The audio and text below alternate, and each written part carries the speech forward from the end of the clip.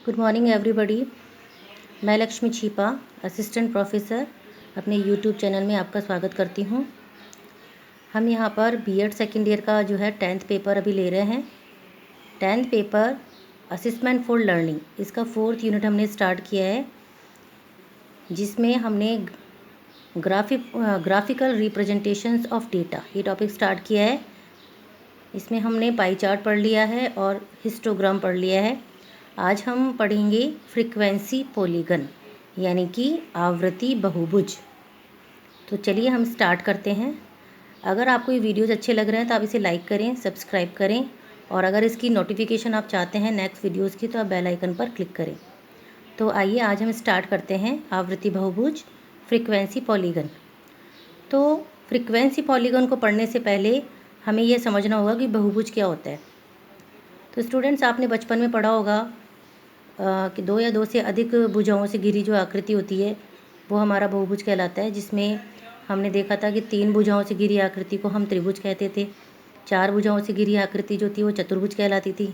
4 से अधिक भुजाओं से जो घिरी आकृति होती थी उसे क्या कहते थे हम? बहुभुज, यानी कि पॉलीगन। ठीक है, तो आवृत्ति बहुभुज। सबसे पहले तो हम इसका अर्थ देखेंगे कि आवृत्ति बहुभुज रेखा चित्र किसे कहते हैं। ठीक है, तो एक ऐसा रेखा चित्र जिसमें कि आवृत्तियों को बहुभुज के द्वारा प्रदर्शित किया जाता है उसे हम कहते हैं आवृत्ति बहुभुज रेखा चित्र, फ्रीक्वेंसी पॉलीगन ग्राफ। ठीक है, देखिए इसका अर्थ। बहुभुज का अर्थ उस रेखा चित्र से है जिसमें अनेक भुजाएं होती हैं। आवृत्ति बहुभुज का अर्थ उस रेखा चित्र से है जिसमें आवृत्तियों को अनेक भुजाओं के द्वारा प्रदर्शित किया जाता है। हमने पहले हिस्टोग्राम पढ़ा था, तब हमने देखा था कि उसके अंदर जो ग्राफ बनाते हैं वो एक आयत के रूप में होते हैं, आयत चित्र होते हैं। ठीक है, आयत में 4 भुजाएं होती हैं, जबकि बहुभुज के अंदर 4 से अधिक भुजाएं होती हैं। ठीक है, तो इसके अंतर्गत आवृत्तियों को अनेक भुजाओं के द्वारा प्रदर्शित किया जाता है। नेक्स्ट है कि आवृत्ति बहुभुज में और स्तंभाकृति में दोनों में अंतर होता है। तो ये क्या अंतर होता है देखते हैं। आवृत्ति बहुभुज तथा स्तंभाकृति में जो पहला अंतर है वो ये है कि आवृत्ति बहुभुज के द्वारा अनेक चल राशियों को प्रदर्शित किया जा सकता है, लेकिन स्तंभाकृति के द्वारा यह संभव नहीं है। स्तंभाकृति में तो हम 2 ही वेरिएबल लेते हैं ज़्यादातर, ठीक है ना, लेकिन एक साथ बहुत सारे वेरिएबल्स को हम नहीं ले सकते। जबकि जो फ्रीक्वेंसी पॉलीगन है उसकी तो विशेषता ही ये है कि उसमें एक साथ बहुत सारी जो वेरिएबल्स हैं उनको हम प्रेजेंट कर सकते हैं।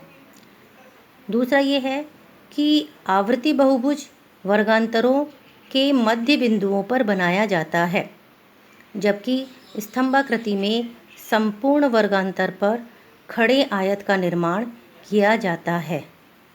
दूसरा अंतर ये है कि जो आयत चित्र होता है उसके अंदर जब हम ग्राफ बनाते हैं तो वो पूरे वर्गांतर पर बनाया जाता है, जबकि आवृत्ति बहुभुज के अंदर वर्गांतरों के मध्य बिंदु को लिया जाता है। इसे हम जब उदाहरण के माध्यम से आवृत्ति बहुभुज का ग्राफ बनाएंगे उसमें समझेंगे। आगे देखिए, चूँकि आवृत्ति बहुभुज में 2 या 2 से अधिक चल राशियों को प्रदर्शित किया जा सकता है, इसलिए जहाँ तुलनात्मक वर्णन उपस्थित करना होता है वहाँ आवृत्ति बहुभुज ही बनाते हैं, स्तंभाकृति नहीं बनाते हैं। यानी कि ये जो फ्रीक्वेंसी पॉलीगन है, इस ग्राफ के अंदर हम एक साथ बहुत सारी वेरिएबल्स को यूज़ में लेते हैं। बहुत सारे वेरिएबल्स को इस ग्राफ के माध्यम से हम प्रदर्शित कर सकते हैं, इसलिए जहाँ पर वर्णन तुलनात्मक होता है वहाँ पर इस ग्राफ का यूज़ किया जाता है। आगे, आवृत्ति बहुभुज बनाते समय एक्स एक्सिस पर वर्गांतरों को प्रदर्शित करते हैं तथा वाई एक्सिस पर आवृत्तियों को। ऐसा हिस्टोग्राम में भी हो रहा था।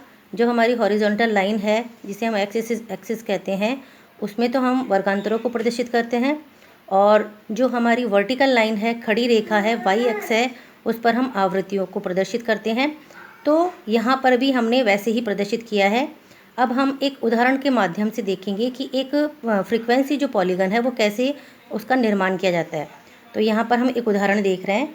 उदाहरण है, नीचे दी हुई व्यवस्थित अंक सामग्री से आवर्ती बहुभुज बनाइए। ठीक है, यहाँ पर एक व्यवस्थित अंक सामग्री दी गई है जिसमें क्लास इंटरवल है और फ्रीक्वेंसी दी गई है, वर्गांतर और आवृत्तियाँ दी गई हैं। इनको लेकर के हमें एक आवर्ती बहुभुज का निर्माण हम करेंगे। तो चलिए हम इसे सॉल्व करते हैं। तो ये हमारा क्वेश्चन है जिसमें हमें क्लास इंटरवल या वर्गांतर दिया हुआ है और साथ में इसके फ्रीक्वेंसी आवृत्ति दी गई है। तो अब हम बनाना स्टार्ट करते हैं।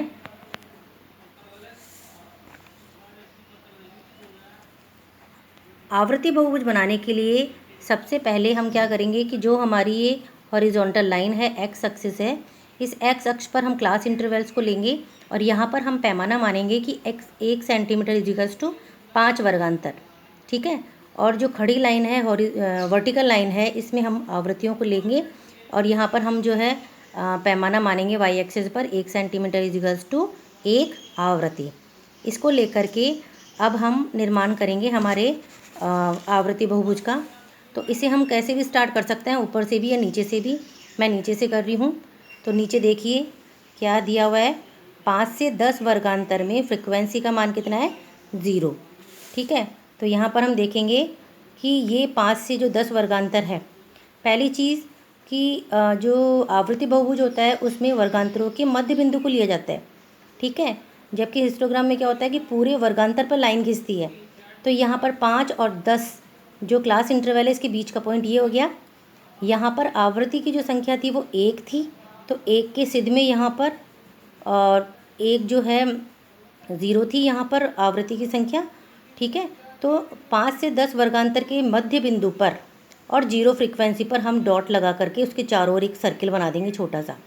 नेक्स्ट देखिए, जो दूसरा हमारा था वो था 10 से 15। 10 से 15 जो वर्गांतर है इसमें जो फ्रीक्वेंसी का मान कितना है, 1। आइए इसको देखते हैं। ये है 10 से 15 वर्गांतर, इसका जो मध्य बिंदु ये है, इस मध्य बिंदु के सीधा जाएंगे हम और जो आवृत्ति है वो 1 है। तो इस आवृत्ति 1 से लेकर के जहाँ पर ये पॉइंट मिलते हैं उस पॉइंट पर डॉट लगा करके उसके चारों ओर एक सर्किल बना देंगे। इसी तरह से हम सबका जो है डॉट लगा करके उसके चारों ओर सर्किल बना देंगे।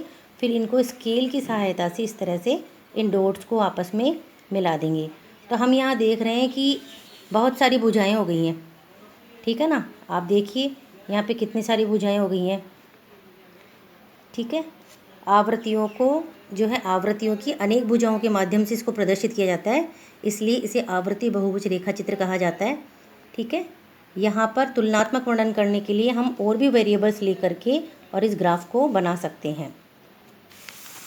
आगे देखिए मूल्यांकन प्रश्न। मूल्यांकन प्रश्नों में पहला है कि प्रदत्तों के रेखा चित्रण से आप क्या समझते हैं। प्रदत्त होता है डेटा, आंकड़े।